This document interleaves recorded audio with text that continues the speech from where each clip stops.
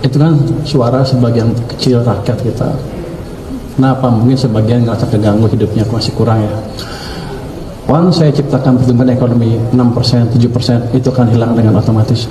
Mereka akan sibuk cari kerja dan makan enak dibandingkan mendemo. Di hari pertama menjabat, Menteri Keuangan baru langsung bikin blunder. Alih-alih menenangkan publik dan pasar, kenyataannya justru terdengar terlalu percaya diri, bahkan meremehkan tuntutan rakyat. Ia mengatakan tuntutan rakyat hanyalah suara sebagian kecil masyarakat dan percaya bahwa pertumbuhan ekonomi nanti akan membuat keresahan itu hilang. Pernyataan ini jadi sorotan besar karena datang dari seorang Menteri Keuangan, orang yang setiap kalimatnya bisa mempengaruhi pasar, stabilitas ekonomi, dan tentu saja rasa percaya rakyat kepada pemerintah. Ini bukan sekedar soal salah bicara, mari kita lihat konteksnya. Setelah reshuffle, pasar sedang menunggu kepastian.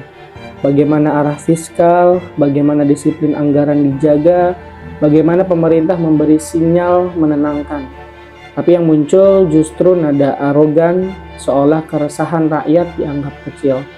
Dan ini bukan kasus pertama. Kita masih ingat Menko yang pernah bercanda soal anak yang meninggal akibat cacingan, atau kepala kantor komunikasi presiden yang akhirnya mundur walaupun maju lagi karena komunikasi publiknya tidak menjawab gelombang kritik. Polanya jelas, komunikasi pejabat publik kita seringkali reaktif, tidak disiplin, bahkan minim empati. Lalu kenapa sih hal ini sangat serius? Setidaknya ada 3 alasan utama. Yang pertama, delegitimasi aspirasi rakyat. Saat jutaan orang menyuarakan tuntutan, lalu dijawab dengan itu hanya suara kecil, tentu publik massa merasa tidak didengar, dan ketika rakyat merasa diabaikan, tentunya protes akan semakin besar. Kemudian yang kedua, risiko pasar dan ekonomi.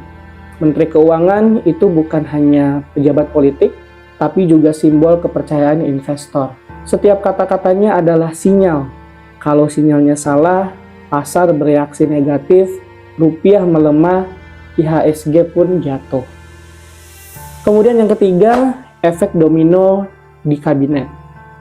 Kalau satu pejabat bisa bicara sembarangan tanpa konsekuensi, tentu pejabat lain akan merasa bebas melakukan hal yang sama.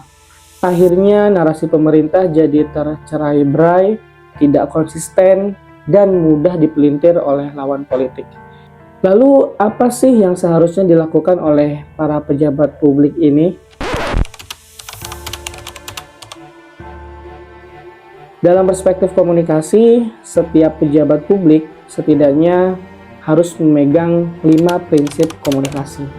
Yang pertama, acknowledge first, atau validasi dulu perasaan publik.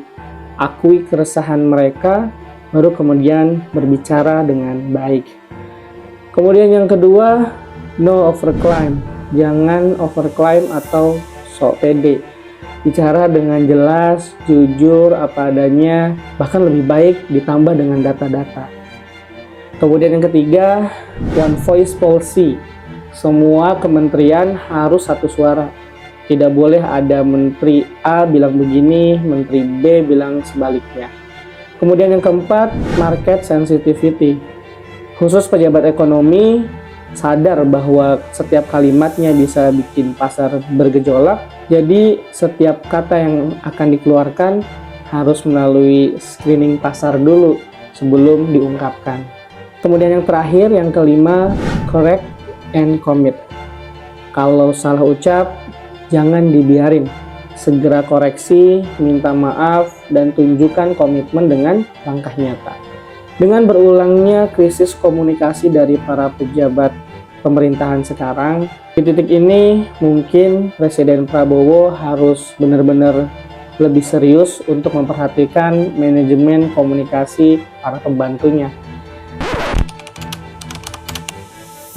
Krisis komunikasi tidak bisa dianggap enteng, harus ada manajemen komunikasi yang disiplin.